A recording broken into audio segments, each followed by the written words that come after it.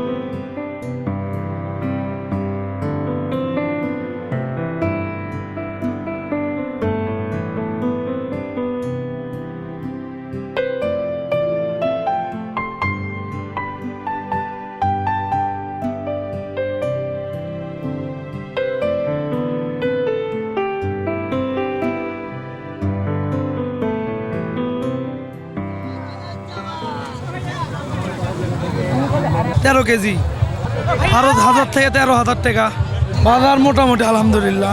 গতবারের তুলনায় মাছের দাম এবার কম আছে, আর মাছ প্রচুর পরিমাণ মাছ উঠছে এবার।